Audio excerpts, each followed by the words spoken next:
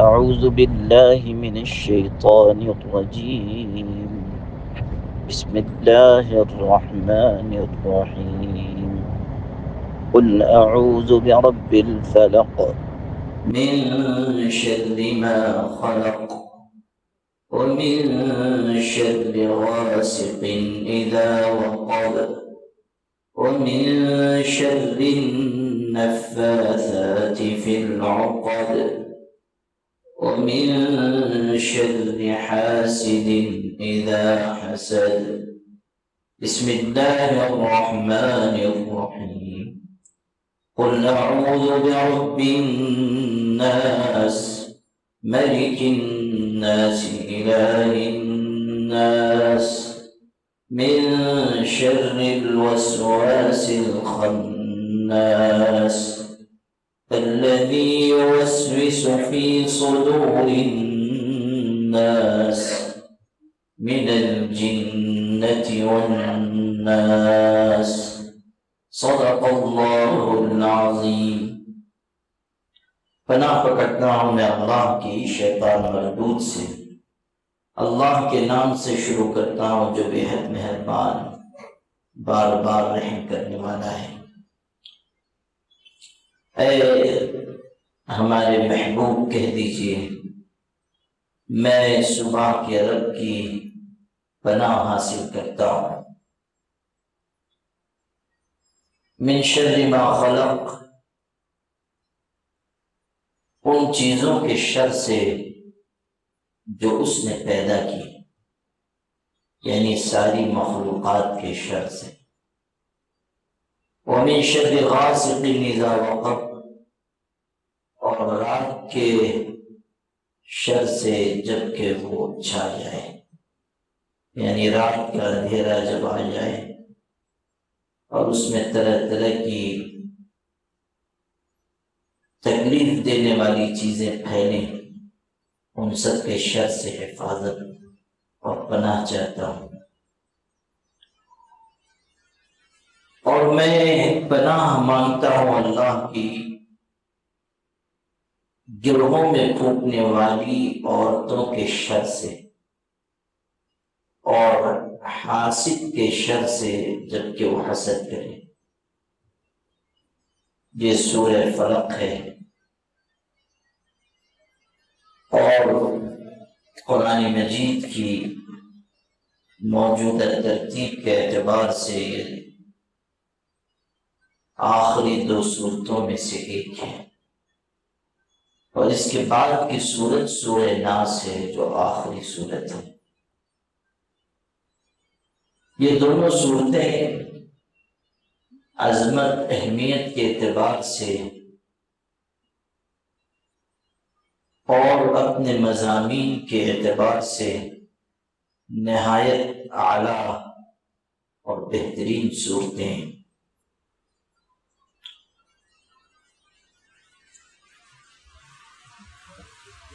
روایتوں میں یہ بات آئی ہے کہ اللہ تعالیٰ نے یہ دونوں صورتیں اتاری ہیں تاکہ انسانوں کو سکھایا جائے کہ وہ اللہ سے کس طرح پناہ کی دعا مانگا کریں.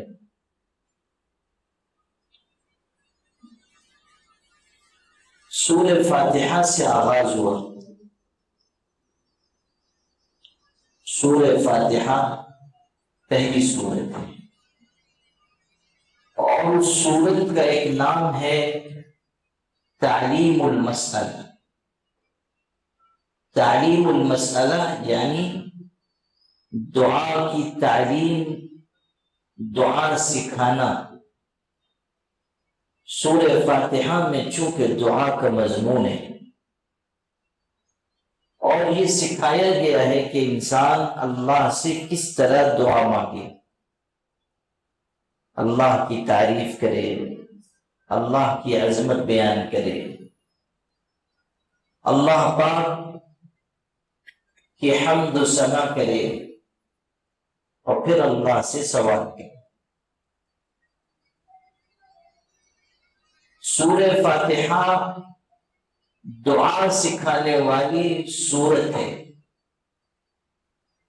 جہاں سے ابتدا ہوئی تھی وہاں بھی دعا سکھائی گئی، اور جہاں اختتام ہو رہا ہے وہاں بھی دعا سکھائی جا رہی ہے، اور اللہ سے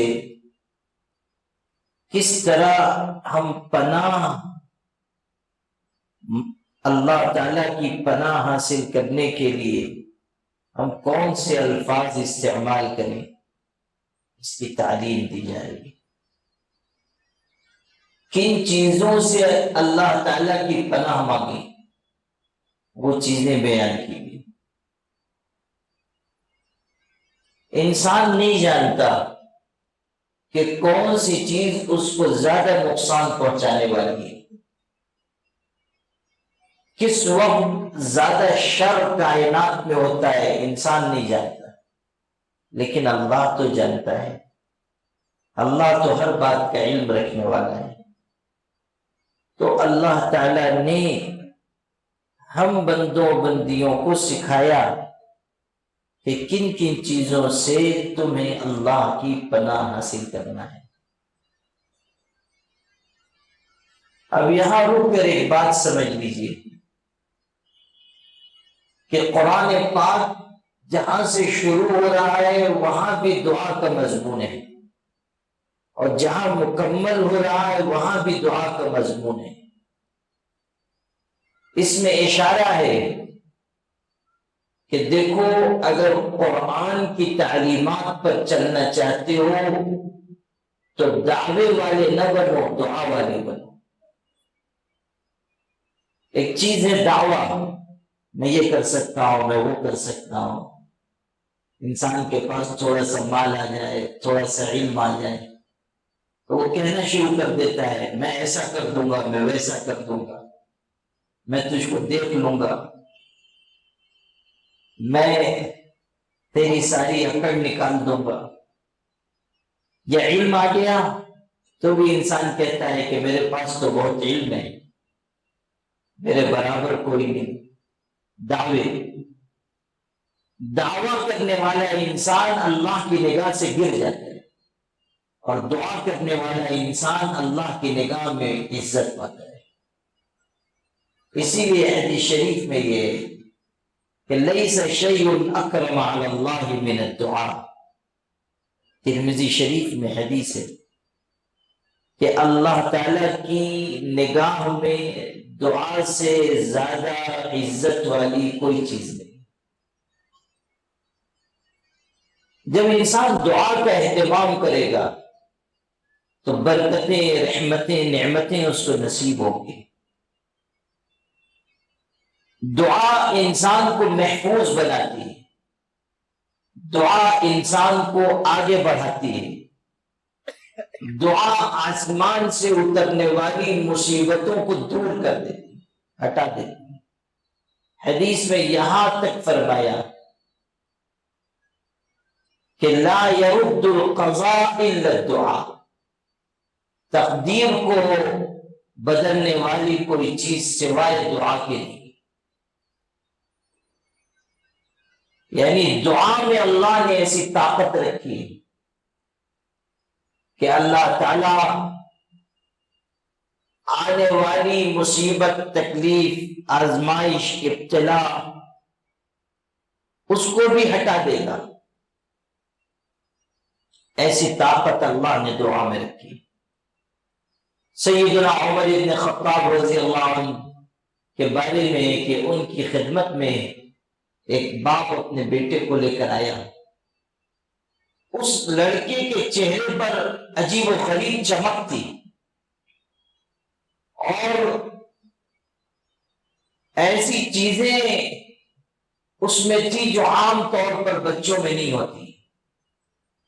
سیدنا عمر بن خطاب نے دیکھا تو اس کے باپ سے کہا کہ اس میں کچھ عجیب بات معلوم ہوتی. اس نے کہا جی ہاں. ہوا یہ کہ جب یہ ماں کے پیٹ میں تھا میں سفر میں جا رہا تھا، بیوی امید سے تھی، اور کئی مہینوں کا سفر تھا. نکلتے ہوئے میں نے اللہ کے حضور میں دعا مانگی اور اپنی بیوی سے یہ کہا کہ تمہارے پیٹ میں جو ہے وہ اللہ کی امان میں، اللہ کی حفاظت میں، اور میں چلا گیا۔ جب کئی مہینوں کے بعد سفر سے لوٹ کر آیا تو بستی والوں نے مجھ کو یہ دردناک خبر سنائی کہ تمہاری بیوی بچے کی ولادت سے پہلے گزر گئی، اور ہم نے قبرستان میں اس کو فلاں جگہ دفنا دیا، مگر عجیب بات یہ ہے کہ روزانہ ایک خاص وقت اس کی قبر کے پاس روشنی ظاہر ہوتی ہے اور لوگ ڈر جاتے ہیں۔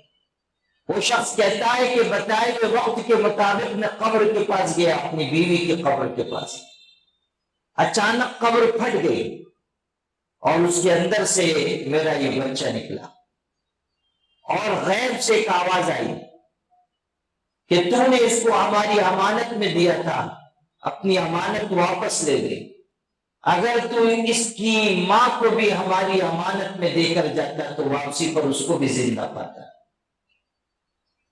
تو نے اس کو ہماری امانت میں دیا، اس کو واپس لے۔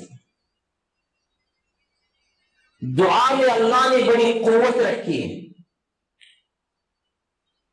اور قرآن پاک کے اول و آخر کی صورتوں میں دعا کی تعلیم ہے اور دعا کی ترغیب ہے۔ ہمارے آقا حضرت محمد صلی اللہ علیہ وسلم نے بھی ارشاد فرمایا، دعا مانگا کرو اور بار بار مانگا کرو، دعا میں اصرار کرو، اللہ کے آگے عاجزی کرو، دعا مانگو، اللہ کے آگے رو، رونا نہ آئے، رونے والوں کی شکل بنا لو۔ بندے کا کام تو عاجزی ہے، الہا و زاری ہے، گڑ گڑانا ہے، مانگنا ہے، اور ہمیشہ مانگتے رہنا۔ عطا کرنے والی ذات اللہ کی ہے، جو مانگنے کا سلیقہ ہے، مانگ کر دیکھو در کریم سے بندے کو کیا نہیں ملتا۔ تو دعا کا مضمون آیا ہے اور دعا سکھائی گئی، اور یہ دونوں صورتیں ایسی ہیں کہ جو قرآن پاک کی بہترین صورتوں میں سے، بہترین صورتوں میں جن کا شمار ہے۔ حضرت نبی کریم صلی اللہ علیہ وسلم نے ان دونوں صورتوں کے بارے میں فرمایا کہ رات مجھ پر دو صورتیں آئی ہیں، ایسی صورتیں، ان کے جیسی صورتیں دیکھی نہیں گئی، یعنی اللہ نے بہترین صورتیں اتاری۔ ان دونوں صورتوں میں 11 آیتیں ہیں، اور ان 11 آیتوں کی حکمت ہے وہ یہ کہ حضرت نبی کریم صلی اللہ علیہ وسلم پر یہودیوں نے جادو کر دیا تھا۔ لبید ابن عاصم یہودی اور اس کی لڑکیاں تھیں، حضور صلی اللہ علیہ وسلم کے مبارک بال حاصل کیے گئے تھے، اور ان کو ایک ٹوٹی ہوئی کنگھی میں باندھا گیا تھا۔ جو جادو کیا جاتا ہے اس کے طریقے ہوتے ہیں، اور جادو میں عام طور پر استعمال کی ہوئی کوئی چیز جادو کے عمل کے لیے حاصل کی جاتی ہے، کوئی کپڑا ہو، انسان کے جسم کا بال ہو، ناخن ہو۔ اسی لیے کہتے ہیں کہ آدمی بال ادھر ادھر نہ پھینک دے، ناخن بھی تراشے تو یہاں وہاں نہ ڈال دے، زمین میں دفن کر دے،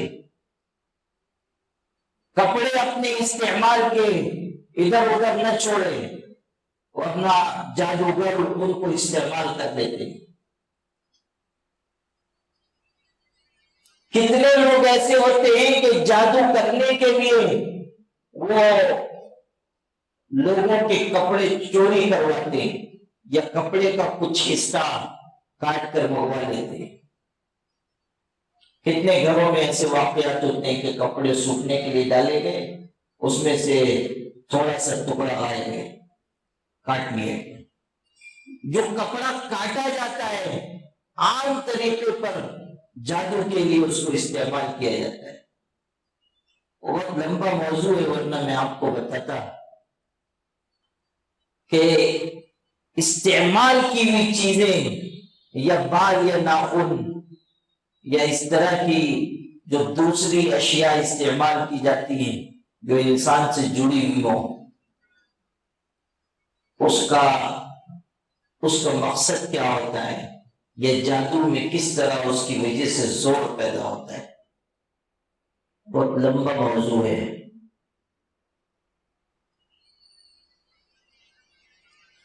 حضرت نبی کریم صلی اللہ علیہ وسلم کی خدمت کرتا تھا ایک یہودی لڑکا.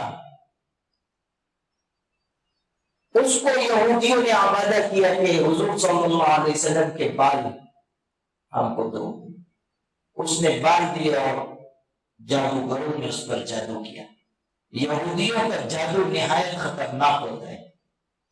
یہودی پہلے بھی بہت خطرناک جادوگر تھے اور اب بھی ان کا جادو نہایت سخت ہوتا ہے. حضرت کعب سے نقل کیا گیا ہے جو پہلے مومن نہیں تھے، بعد میں ایمان قبول کیا، ان سے بھی اور حضرت عبداللہ ابن سلام سے بھی کہ یہودی ان کو جادو کا نشانہ بناتے تھے. حضرت عبداللہ تو فرماتے ہیں کہ حضرت نبی کریم صلی اللہ علیہ وسلم نے مجھ کو چند کلمات سکھا دیے تھے جن کو میں پڑھتا تھا. وہ کلمات بھی بتائے، اعوذ بوجہ اللہ العظیم الذی لیس شیء اعظم منہ وبکلمات اللہ التامات التي لا يجاوزهن بر ولا فاجر وباسماء الله الحسنى كلها ما علمت منها وما لم اعلم من شر ما خلق وبرأ وزرع. یہ الفاظ ہیں. کہتے ہیں یہ الفاظ حضور نے مجھ کو سکھائے تھے. یہ پہلے یہودی تھے، بہت بڑے عالم تھے، پھر مسلمان ہوئے، یہودی ان کے پیچھے لگ گئے.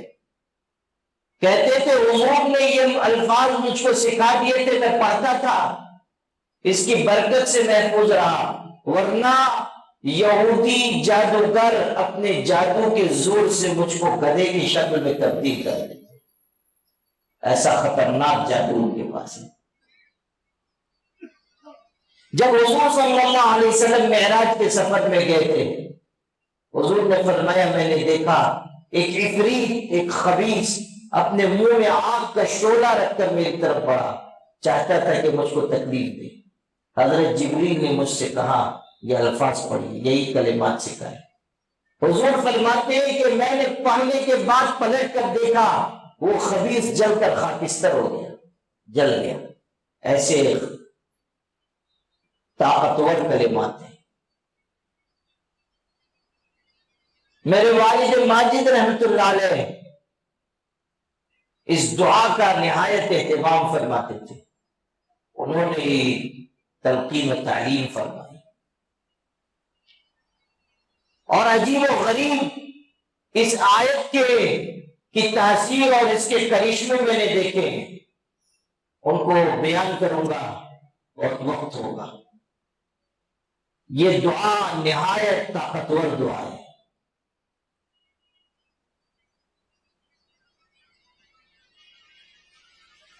تو نبی کریم صلی اللہ علیہ وسلم پر جادو کیا یہودیوں نے، اور ان کے جادو کا اثر بھی ہوا حضرت نبی کریم صلی اللہ علیہ وسلم پر.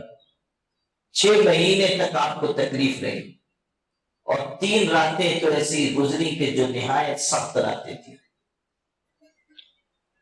آپ صلی اللہ علیہ وسلم کو شدید درد رہنے لگا، سر میں درد ہوتا تھا، بعض چیزیں ذہن سے نکل جاتی تھی، یہ بھی ہوتا تھا.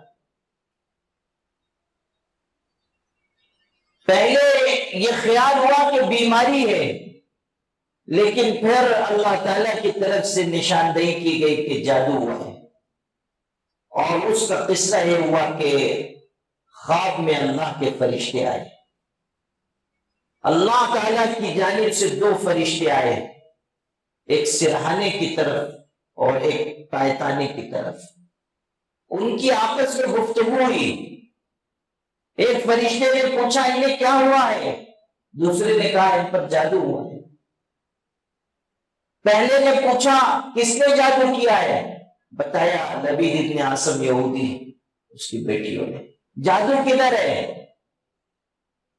بتایا کہ فلاں کنویں میں ہے اور کنگھی کے دندانوں میں گرا لگا کر، گانٹھ لگا کر اس پر منتر اور عمل پڑھ کر ڈالا گیا ہے، پتھر کے نیچے دبایا گیا ہے۔ کنواں کہاں ہے، فلاں علاقے میں، پوری نشاندہی کی گئی۔ یہ بھی بتایا گیا کہ جہاں وہ کنواں ہے وہاں ایسے درخت ہیں گویا کے شیاطین کے سائے۔ حضور نبی کریم صلی اللہ علیہ وسلم نے اپنے بعض صحابہ کو مامور کیا کہ جاؤ وہاں سے وہ جادو کی چیز نکال کر لاؤ۔ چنانچہ صحابہ گئے اور واقعی وہاں کنویں میں پتھر کے نیچے وہ جادو کیا ہوا جادو کا عمل موجود تھا، نکال کر لے کر آئے۔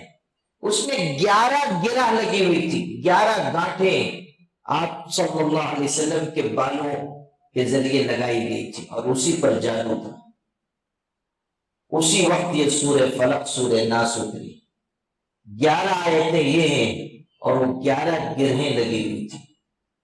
حضور صلی اللہ علیہ وسلم نے تلاوت شروع کی، جیسے جیسے آپ آیتیں پڑھتے جاتے تھے گرہ کھلتی جاتی تھی، اور جب یہ دونوں صورتوں کی تلاوت مکمل ہوئی تو آپ صلی اللہ علیہ وسلم بالکل صحت یاب ہو گئے، ساری تکلیف ایک دم سے غائب ہو گئی، گویا کہ آپ کو کوئی درد، کوئی تکلیف، کوئی پریشانی تھی نہیں۔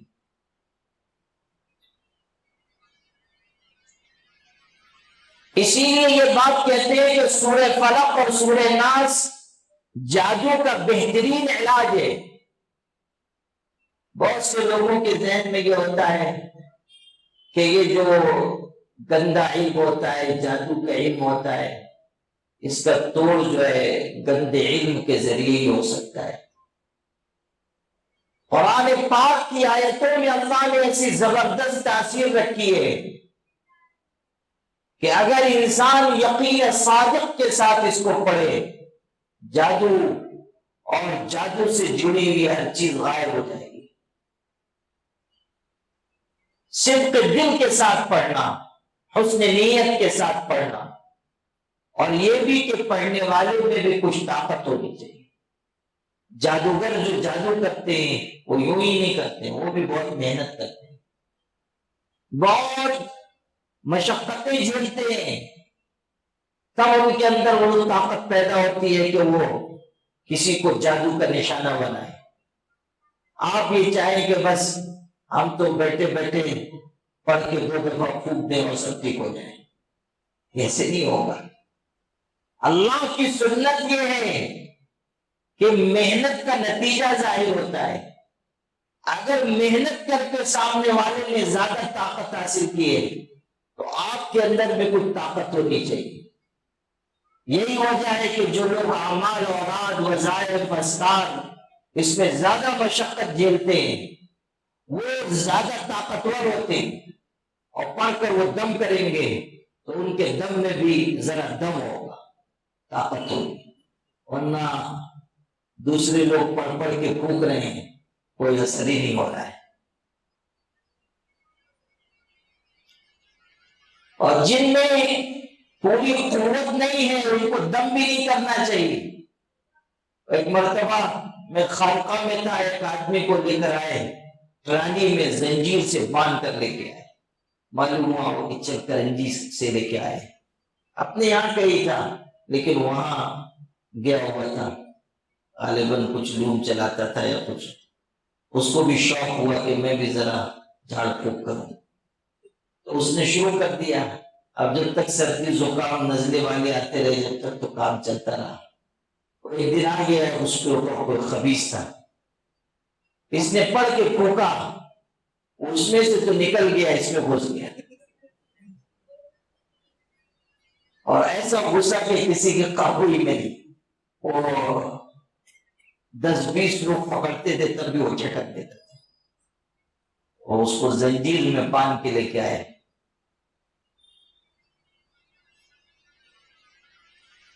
آدمی کو پہلے سانپ کا منتر سیکھنا چاہیے، پھر سانپ کے بل میں ہاتھ ڈالنا چاہیے۔ آپ نے کچھ سیکھا ہی نہیں، آپ میں کچھ معلوم، آپ کو کچھ علم ہی نہیں، اور چلے آپ کے ہم بھی ذرا جن اتاریں اور خبیث بگائیں، یہ ٹھیک نہیں۔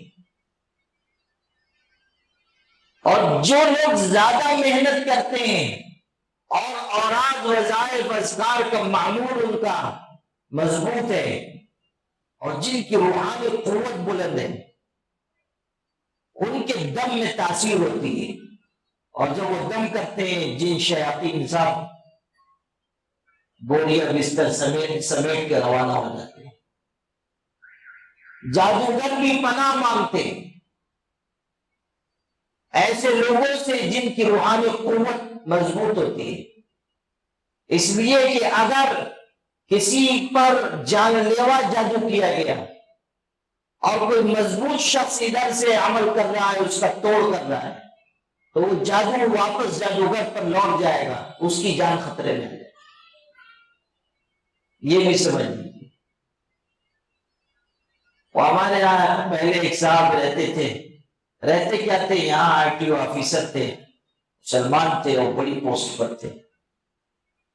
وہ آئے میرے پاس اور ان کے بڑے مشکل حالات تھے، برسوں پہلے کی بات بتا رہا ہوں، اب تو وہ اللہ کو پیارے بھی ہو گئے۔ اچھی خاصی ان کی تنخواہ تھی، آفس میں تنخواہ ملی، لے کے نکلے، ابھی گھر پہنچ رہے ہیں کہ جیب سے پورا پیسہ آئے، اور گھر میں بھی بڑی تکلیف، اذیت، مشقت۔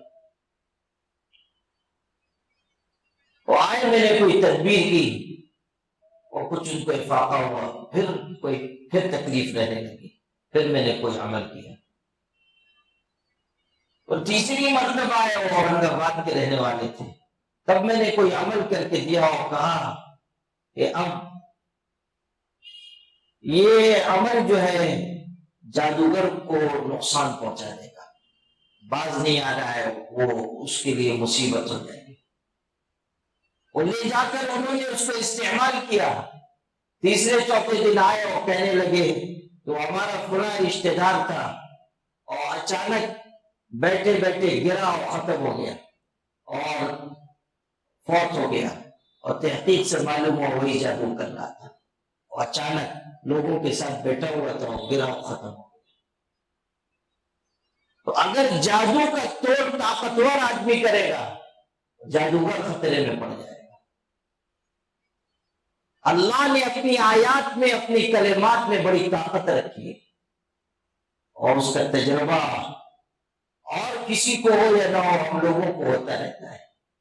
اللہ تعالیٰ کی آیات و کلمات اور حدیث شریف میں آنے والی دعائیں نہایت مؤثر ہیں، نہایت طاقتور ہیں، لیکن آدمی کو محنت کر کے خود اپنے اندر بھی کمال پیدا کرنا چاہیے، تب وہ مقابلہ کر پائے گا۔ اگر سامنے طاقتور آدمی ہے، پھر یہ پست ہو جائے گا، اس کا عمل زیادہ کارگر نہیں ہوگا۔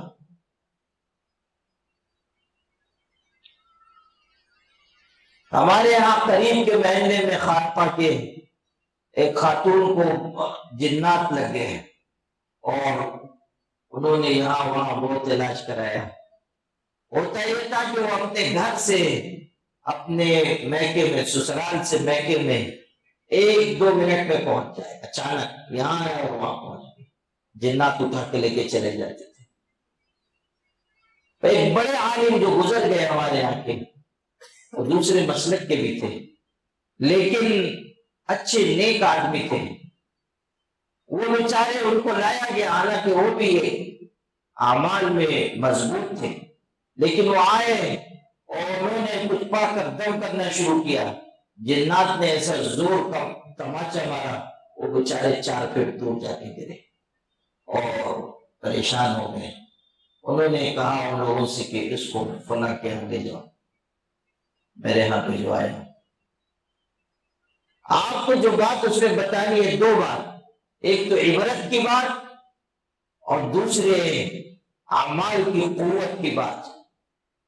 بزرگوں نے، مشائخ نے جو اعمال تعلیم فرمائے ہیں ان کا اثر دیکھیے۔ میں نے اس کو دم کیا اور جنات آئے اور ساری کہانی رودات سنائی، اور اس کے بعد یہ کہا کہ نہیں، آپ سے مقابلہ نہیں کریں گے، جا رہے ہیں۔ لیکن یہ بتایا انہوں نے کہ ہم ان کے گھر میں بہت دن سے آباد ہیں، کبھی ہم نے ان کو تکلیف نہیں دی، یہ عبرت کی بات سنانا۔ کبھی ہم نے ان کو تکلیف نہیں دی، لیکن ان کے ہاں فلاں وقت 2-4 مہینے پہلے کی بات بتائی، ان کے ہاں شادی کی تقریب تھی، انہوں نے بہت فضول خرچی کی، ڈھول تاشے بجائے، بہت تماشا کیا، ہم کو اذیت ہوئی، اسی کا بدلہ ہم دے رہے ہیں، اسی وجہ سے تکلیف دے رہے ہیں۔ نافرمانی اور گناہ،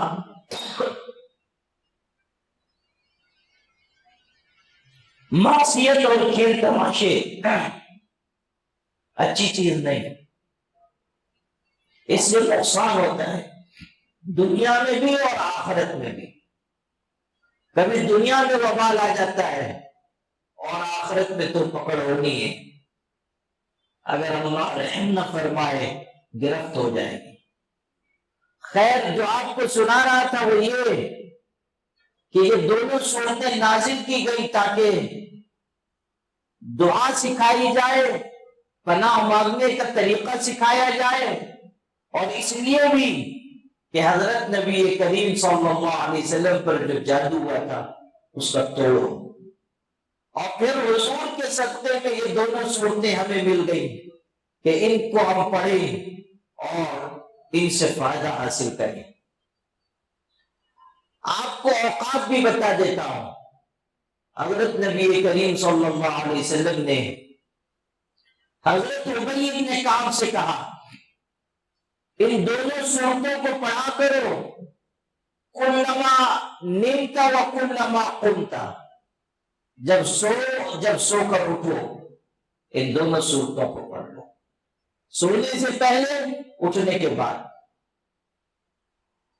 ہر نماز کے بعد بھی سورہ اخلاص، سورہ فلق، سورہ ناس ایک دفعہ پڑھے، اور فجر اور مغرب کے بعد 3 مرتبہ پڑھے، اور سونے سے پہلے کا جو طریقہ حدیث میں آیا ہے وہ بھی سیکھ لیں۔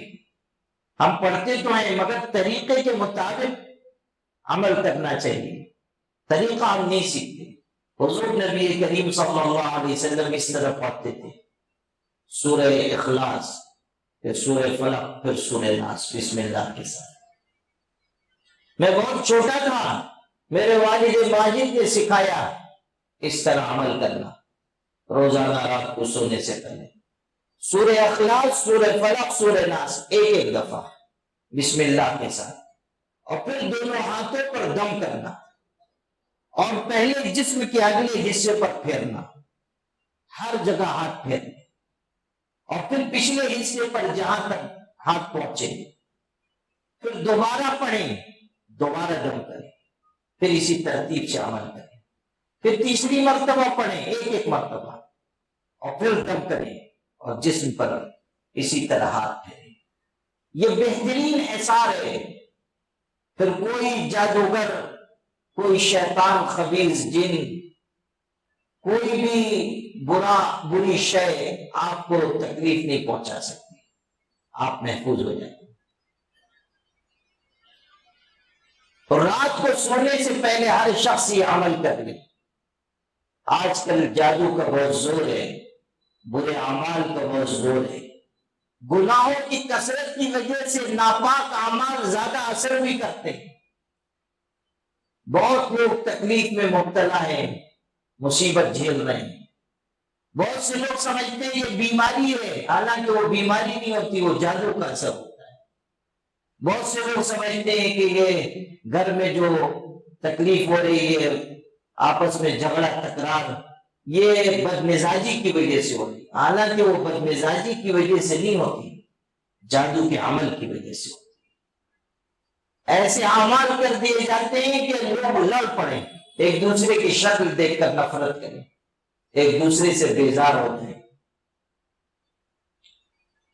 جادو ہر چیز پر کیا جاتا ہے، یہاں تک کہ انسان کے دماغ تک پر جادو ہو جاتا ہے، وہ سوچنا کچھ چاہتا ہے، سوچنا کچھ اور ہے۔ ایسا دماغ معروف کر دیا جاتا ہے کہ جو چیز نہیں کرنی ہے وہی کرے گا، اور جو چیز کرنے کی ہے وہ چھوڑ دے گا، نقصان اٹھائے گا۔ تخیل کا جادو ہوتا ہے، کوئی چیز نہیں ہو رہی ہے مگر آدمی سمجھ رہا ہو رہی ہے۔ وہم کا جادو ہو جاتا ہے کہ ہر چیز میں شک پیدا ہو رہا ہے، وہم۔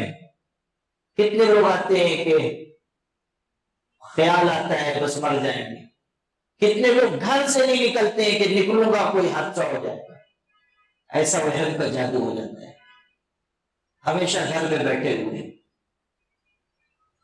بہت طرح کی تکلیفیں ہوتی ہیں۔ اللہ کے نبی حضرت محمد صلی اللہ علیہ وسلم نے ہمیں بہترین عمل سکھایا ہے کہ یہ کرتے رہو، محفوظ رہو۔ ہر نماز کے بعد ایک ایک دفعہ پڑھنا ہے، کتنا آسان ہے۔ سورہ اخلاص، سورہ فلق، سورہ ناس۔ صبح فجر کے بعد 3 مرتبہ، مغرب کے بعد 3 مرتبہ، اور اسی طرح دم کر کے جسم پر پھیرنے، اور سونے سے پہلے اس طرح عمل کریں جیسے ابھی میں نے بتایا، اور جب نیند سے بیدار ہو اس وقت بھی پڑھ لیں۔ اس سے بہت حفاظت ہوتی ہے اور طاقت حاصل ہوتی ہے۔ تو اللہ پاک نے حضرت نبی کریم صلی اللہ علیہ وسلم پر یہ دونوں صورتیں اتاری، اور ان کے ذریعے جادو کا علاج ہوا۔ کسی پر جادو ہو جائے، 2 عمل بتا دیتا ہوں۔ کسی پر زیادہ سخت جادو ہو، وہ سورہ فلق پڑھے اور 360 مرتبہ پڑھے۔ 360 مرتبہ پڑھ کر ایک پورے گھڑے میں پانی لے کر اس میں دم کر لے، اور اس پانی سے نہا لے اور اس کو پیے، اور برابر یہ عمل کرتا رہے، اللہ تعالیٰ اپنے فضل سے عافیت دے گا۔ گھر میں جھگڑے ہو رہے ہیں، کاروبار میں نقصان ہو رہا ہے، سورہ فلق کا یہ عمل کر سکتے ہیں، 360 مرتبہ پڑھنا ہے۔ کوئی جسمانی تکلیف ہو گئی ہے، کوئی بیماری اور شبہ ہے کہ جادو کی وجہ سے ہوئی ہے، تو سورہ فلق، سورہ ناس 41 دفعہ پڑھیں، اور پانی میں دم کر کے اور شہد میں دم کر کے استعمال کریں، اس سے شفا ہوتی ہے۔ اب آگے تھوڑی سی تشریح عرض کرتا ہوں۔ آغاز ہوا قل اعوذ برب الفلق، اے پیغمبر آپ کہہ دیجئے میں صبح کے پروردگار کی پناہ مانگتا ہوں، من شر ما خلق، ان تمام چیزوں سے جو اس نے پیدا کی۔ اللہ تعالیٰ کی مخلوقات بہت ہیں، کچھ نظر آتی ہیں، کچھ نظر نہیں آتی ہیں، کچھ ہوا میں ہیں، کچھ زمین پر ہیں، کچھ فضاؤں میں ہیں، کچھ سمندروں میں ہیں، کہاں ہیں ہم کو نہیں معلوم۔ وما یعلم جنود ربک الا هو، اللہ کے علاوہ اس کے لشکروں کا علم کسی کو نہیں۔ یہ جو ہم کہتے ہیں نا کہ 18,000 قسم کی مخلوقات ہیں، یہ بس اندازہ ہے، یہ کوئی حتمی تعداد تھوڑی ہے۔ یہ جو لوگ کہہ دیتے ہیں 18,000 قسم کی مخلوقات، ارے کس نے گنا اللہ کی مخلوقات کو؟ قرآن حدیث میں کہیں یہ بات نہیں۔ اللہ کی مخلوقات کا صحیح علم سوائے اللہ کے کسی کو نہیں، اور مخلوقات کہاں ہیں اس کا بھی کسی کو علم نہیں، اور کس طرح وہ نقصان پہنچاتی ہیں اس کا بھی علم نہیں۔ عجیب و غریب اسرار اس کائنات میں چھپے ہوئے ہیں۔ اب دیکھو قرآن کی آیت کی بلاغت، من شر ما خلق، ایک جملے میں ساری مخلوق کے شر سے پناہ مانگ لی گئی کہ اللہ تیری مخلوق چاہے کائنات کے کسی بھی کونے میں ہو، نظر آئے نہ نظر آئے، ہم جانے نہ جانے، چاہے وہ تیرنے والی ہو، چلنے والی ہو، اڑنے والی ہو، چاہے وہ انسان ہو یا جنات ہو یا حیوانات ہو یا نباتات ہو یا کائنات میں کہیں بھی کسی بھی شکل میں ہو، اللہ ان سب کے شر سے مجھ کو بناتا، میری حفاظت من شر ما خلق ومن شر غاسق اذا وقب، رات کے اندھیرے کے شر سے جب کہ وہ چھا جائے۔ زیادہ تر نقصان پہنچانے والی چیزیں رات کے اندھیرے میں نکلتی ہیں، سانپ بچھو کیڑے مکوڑے ہوں، درندے ہوں یا شیاطین ہو، جنات ہو، یہ جو نظر نہ آنے والی مخلوقات ہیں وہ بھی رات کو زیادہ نکلتی ہیں اور رات کو زیادہ تکلیف پہنچاتی ہیں۔ نیند کی حالت میں ان کو موقع بھی مل جاتا ہے۔ حدیث میں یہ بھی ہے کہ جب دروازہ گھر کا بند کرو بسم اللہ پڑھ کر بند کرو، شیاطین نہیں داخل ہو۔ کھانا کھاؤ رات کا، بسم اللہ پڑھ کر کھانا کھاؤ۔ اگر تم بسم اللہ پڑھ کر کھا رہے ہو، دروازہ بسم اللہ پڑھ کر بند کر رہے ہو، تو شیاطین اعلان کرتے ہیں یہاں نہ تمہارے لیے کھانے کا انتظام ہے نہ یہاں ٹھہرنے کا کوئی انتظام ہے۔ اور اگر آدمی بسم اللہ نہیں پڑھتا تو شیاطین اعلان کرتے ہیں آؤ آؤ، اپنی ضروریت کو بلاتے ہیں، آؤ یہاں بہترین بستر بھی تیار ہے اور تمہارے لیے رات کے کھانے کا بھی عالی شان انتظام، تشریف لاؤ۔ آواز لگاتے ہیں، یہ روایت میں ہے، آواز لگاتے ہیں آ جاؤ آ جاؤ۔ بسم اللہ کی طاقت دیکھیے کہ آدمی بسم اللہ پڑھ لے، آڑ ہو جائے، شیاطین گھس نہیں سکیں گے۔ اسی لیے یہ بھی ہے کہ آدمی استنجا خانے میں جائے، بسم اللہ پڑھ کر جائے، حجاب ہو جائے، آڑ ہو جائے گی، رکاوٹ، شیاطین تکلیف نہیں پہنچا پائے۔ تو رات کے اندھیرے میں زیادہ تکلیف دہ چیزیں نکلتی ہیں، اس لیے خاص طریقے پر اس سے پناہ طلب کی گئی۔ وَمِن شَرِّ النَّفَّاثَاتِ فِي الْعُقَدِ، اور گرہ میں پھونکنے والی عورتوں کے شر سے۔ دیکھیے قرآن کا اشارہ، یہ نہیں کہا گیا کہ جادوگروں کے شر سے، بلکہ قرآن کہہ رہا ہے جو عورتیں گرہ میں پھونکتی ہیں ان کے شر سے۔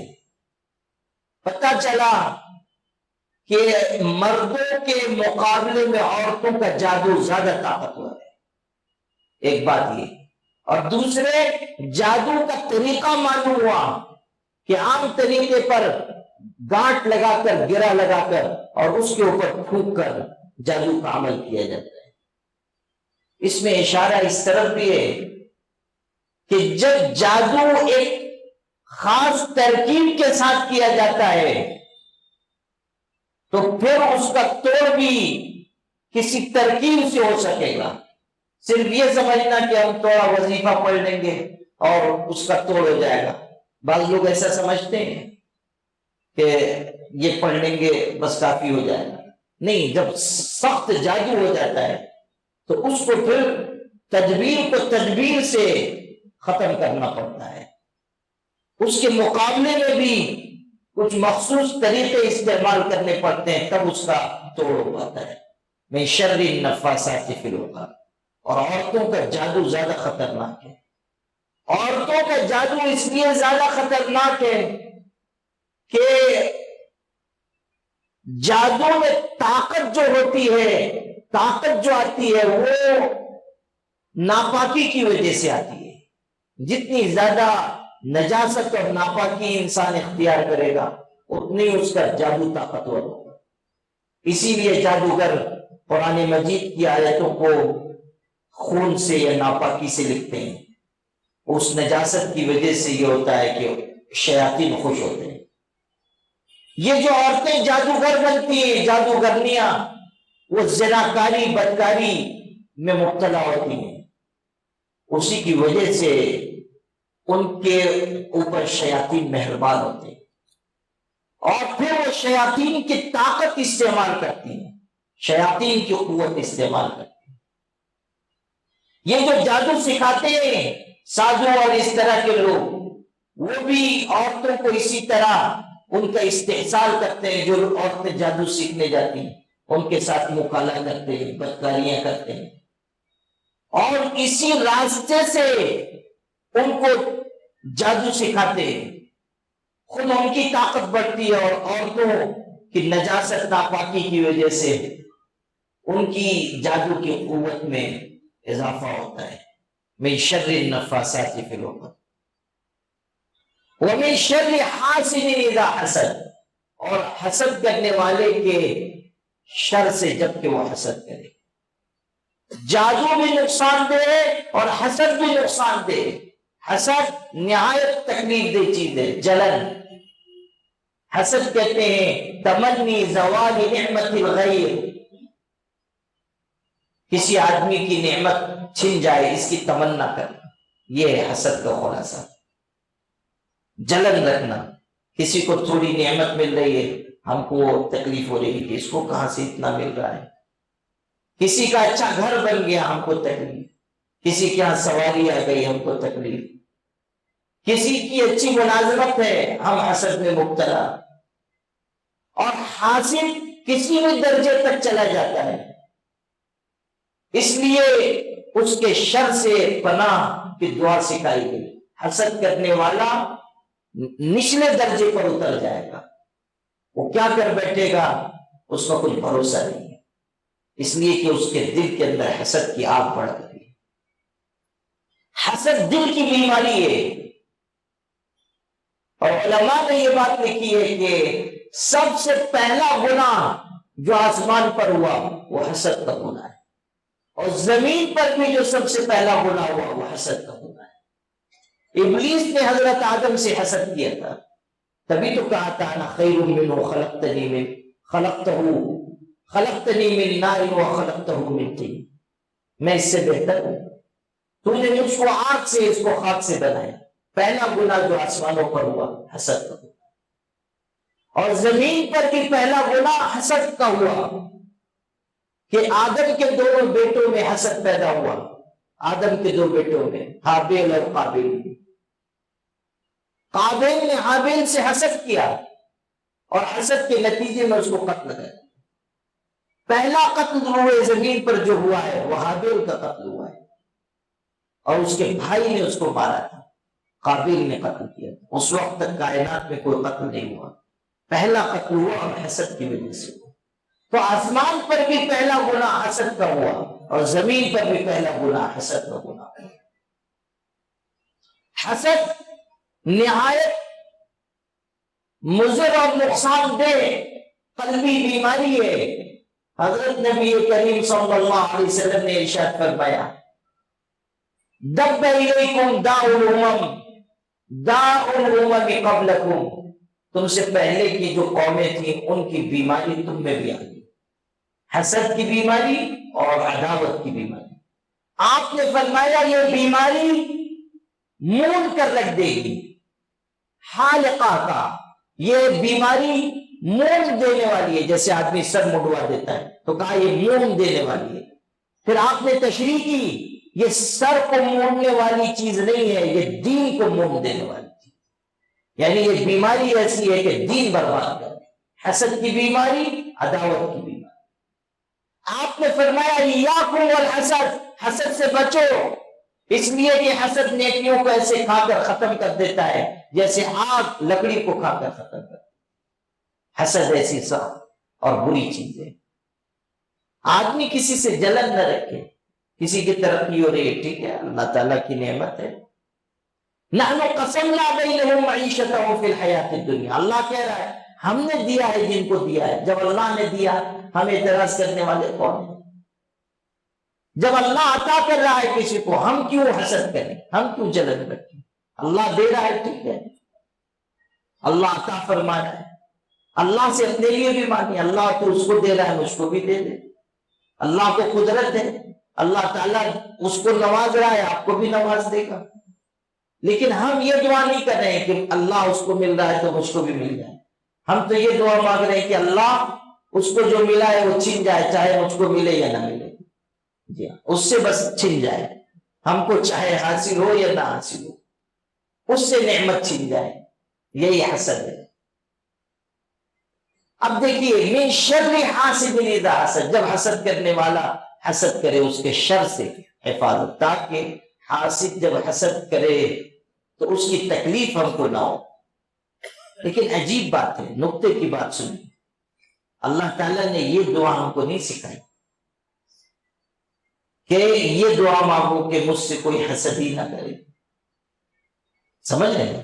اللہ تعالیٰ یہ دعا اتار سکتا تھا نا کہ اللہ مجھ سے کوئی حسد ہی نہ کرے، کوئی میری طرف دیکھے ہی نہ، کوئی مجھ سے حسد ہی نہ کرے، لیکن یہ نہیں کہا جب حاسد حسد کرے تو اس کے شر سے میری حفاظت۔ قرآن کی بلاغت دیکھیے، قرآن یہ نقطہ اس میں چھپائے ہوئے ہے کہ اگر یہ دعا ہوتی کہ کوئی مجھ سے حسد ہی نہ کرے تو اس کا مطلب یہ ہوتا کہ مجھ کو کوئی نعمت ہی نہ ملے، کوئی سہولت ہی نہ ملے۔ ارے حسد کس سے ہوتا ہے؟ جس کے پاس کوئی نعمت ہو، علم ہو، مال ہو، اسباب ہو، تجارت ہو، شہرت ہو، اس سے لوگ حسد کریں گے نا۔ ڈبرو حمال سے کوئی حسد کرے گا؟ جو راستے پہ پھر رہا ہے بیچارہ، جس کے پاس کچھ نہیں، اس سے کوئی حسد کرے گا؟ نہیں کرے۔ تو اگر ہم یہ دعا مانگے کہ اللہ مجھ سے کوئی حسد ہی نہ کرے تو اس کا مطلب یہ کہ اللہ تو مجھ کو کوئی نعمت دے ہی مت۔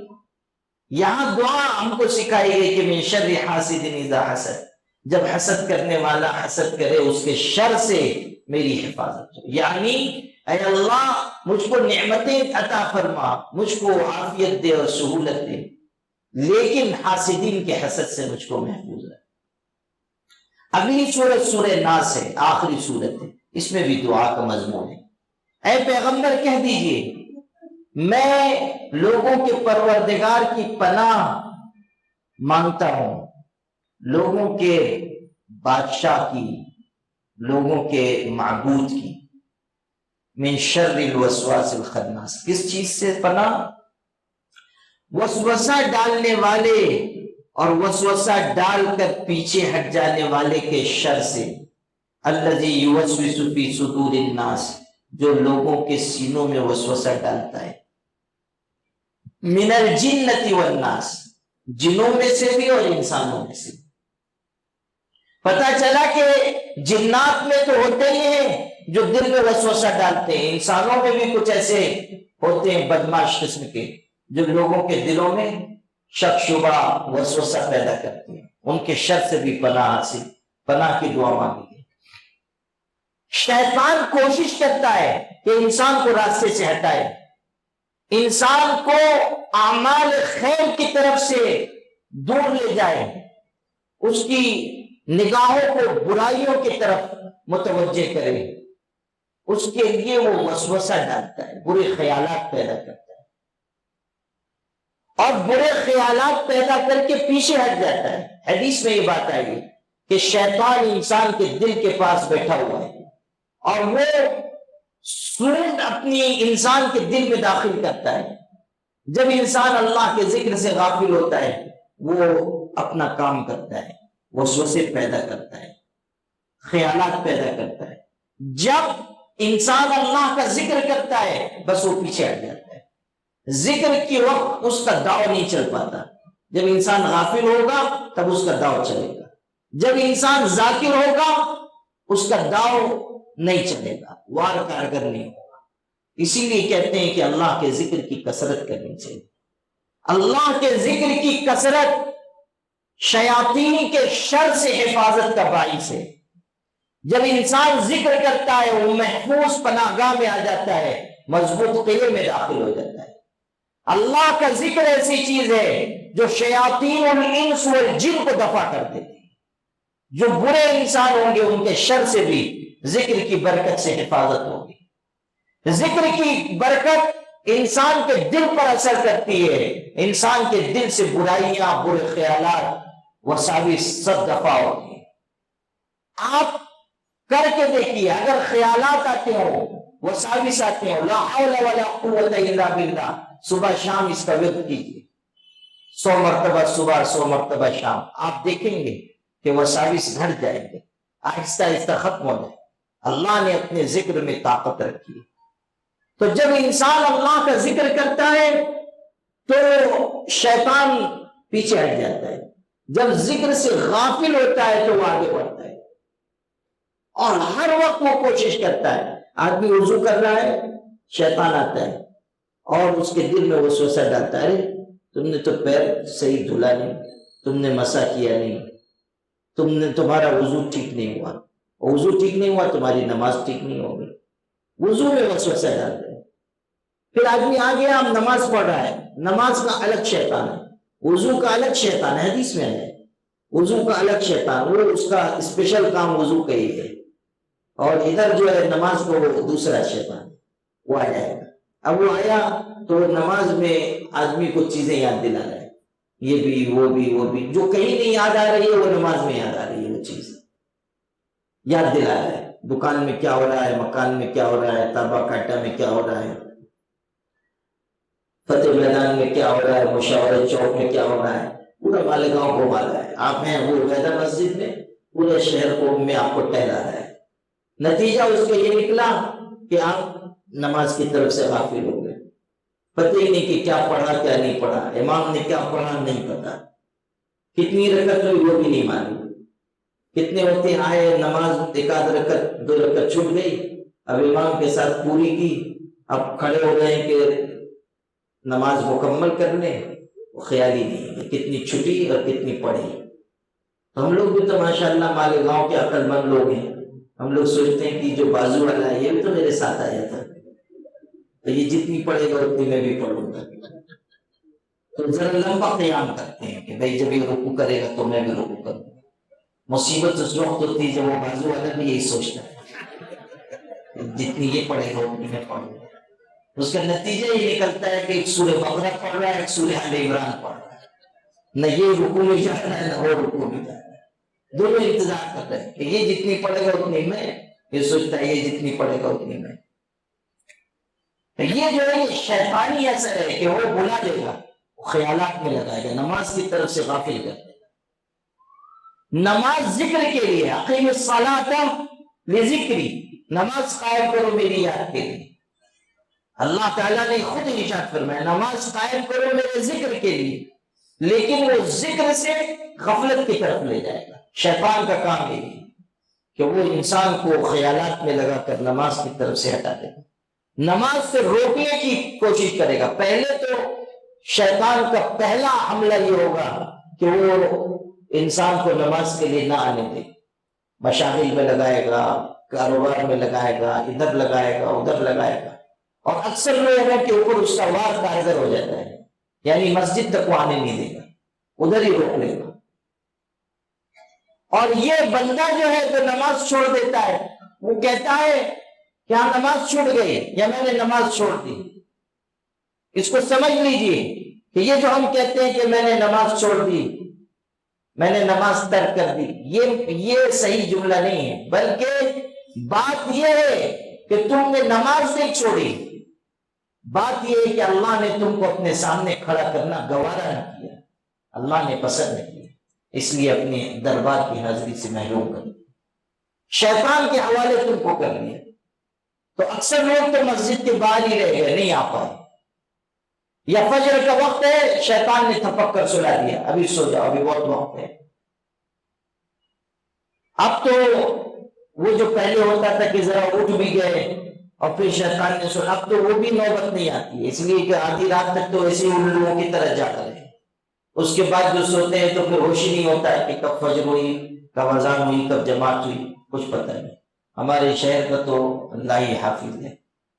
تحقیق کرنی چاہیے، مالیگاؤں کی تاریخ لکھنے والوں کو تحقیق کرنی چاہیے کہ یہاں کے لوگوں کے آباء و اجداد میں اوپر کی پیڑھیوں میں کہیں ہمارا شجر نسب الوؤں سے تو نہیں ملتا جلتا ہے. جی ہاں، رات کو جاگتے رہیں گے اور دن میں سو جائیں گے، 11 بجے سے پہلے اٹھ ہی نہیں رہے، رات کو بے مقصد جاگ رہی. میں بکثرت سفر میں جاتا ہوں اور ایسا ہوتا ہے کہ دیر رات کو واپس ہو رہا ہوں، 2 بجے 3 بجے 4 بجے، کبھی فجر سے پہلے، دور دراز سے آ رہا ہوں، یعنی 20 شہروں سے گزر کر آ رہا ہوں. ہر شہر سے گزریے تو معلوم ہو رہا ہے کہ رات ہو گئی، یہ سب سو رہے ہیں. مالیگاؤں میں داخل ہوئیے تو معلوم ہوتا ہے کہ سبحان اللہ آفتاب نصف النہار نکلا ہوا ہے. یہاں داخل ہوئیے وہیں سے معلوم ہو جاتا ہے ساری رونق زینت ماشاء اللہ سبحان اللہ. پتہ چل جاتا ہے کہ مالیگاؤں شریف میں آ گئے. یہ جو ہم لوگوں کی حرکتیں اچھی نہیں ہے. اچھا میں یہ عرض کر رہا تھا کہ شیطان کوشش کرتا ہے سلا دے، کہتا ہے سو جاؤ ابھی بہت رات ہے، ابھی بہت وقت باقی ہے، پھر نماز چھوڑ دی. نماز سے چھوٹ جانا، فجر کا چھوڑ دینا، نماز سے غافل رہ جانا نہایت سنگین بات ہے. ہم اس کو معمولی سمجھتے ہیں، نہایت سنگین بات ہے. اچھے خاصے دیندار لوگ بھی فجر کی نماز کا اہتمام نہیں کرتے، 4 وقت کی نمازیں اہتمام سے پڑھتے ہیں، فجر نہیں پڑھتے، قضا پڑھتے ہیں. غلط بات ہے. شیطان کی کوشش ہے کہ نماز کے لیے نہ آئے آدمی، لیکن اگر کوئی طاقت لگا کے آ جائے تو اب پھر وہ وساوس پیدا کرتا ہے. وضو میں وسوسہ، نماز میں وسوسہ. تو ایسے شیاطین جو وسوسہ ڈال رہے ہیں ان کے شر سے اللہ کی پناہ طلب کی گئی کہ من شر الوسواس الخناس الذی یوسوس فی صدور الناس، جو لوگوں کے دلوں میں وسوسہ ڈالتے ہیں، جنوں میں سے بھی ہیں انسانوں میں سے بھی ہیں. اللہ تعالیٰ یہ سب دعائیں ہمارے حق میں قبول فرمائیں. ایسے بھی جب آپ دعا مانگیں تو سورہ فلق سورہ ناس پڑھا کریں دعا میں ان کو دہرائیں، اس لیے کہ یہ دعا ہے. اور جو حفاظت کے طور پر، حصار کے طور پر پڑھنی ہے، ان دونوں صورتوں کو اس اعتبار سے بھی پڑھا کریں. الحمدللہ کہ آج یہاں درس قرآن کی تکمیل ہوئی. مولانا عارف صاحب فلاحی جو اس مسجد کے امام و خطیب ہیں، روزانہ فجر کی نماز کے بعد آیتوں کی توضیح تشریح آپ لوگوں کو سناتے ہیں. اور ماشاءاللہ 5 سال کے عرصے میں یہ درس قرآن مکمل ہو رہا ہے. آپ حضرات کی ذمہ داری ہے کہ آپ لوگ دھیان سے درس میں شریک ہوا کریں. فجر کی نماز کے بعد تھوڑا وقت دیا کریں. قرآن مجید کی آیتوں کا درس سننا ایمان کی تازگی کا ذریعہ ہے. 10 منٹ کا عمل ہے، رک جائیں، سن لیں. اللہ تعالیٰ کی آیتوں کی توضیح تشریح دل میں بٹھائیں. یاد رکھیے قرآن مجید سے ہمارا وابستہ ہونا ہم سب کے لیے ہدایت کا ذریعہ ہے، ہم سب کی کامیابی کا ضامن ہے. قرآن پاک سے تعلق ہماری دنیا اور آخرت کی نجات اور عزت کا سبب ہے. اس لیے قرآن مجید سے خوب تعلق پیدا کریں اور درس میں روزانہ شریک ہوا کریں. مکمل ہونے کا مطلب یہ نہیں کہ اب درس ختم ہو گیا. انشاءاللہ یہ سلسلہ جاری رہے گا. آپ سب لوگ شریک ہوا کریں، شریک ہوں گے انشاءاللہ. اللہ تعالی عمل کی توفیق عطا فرمائے.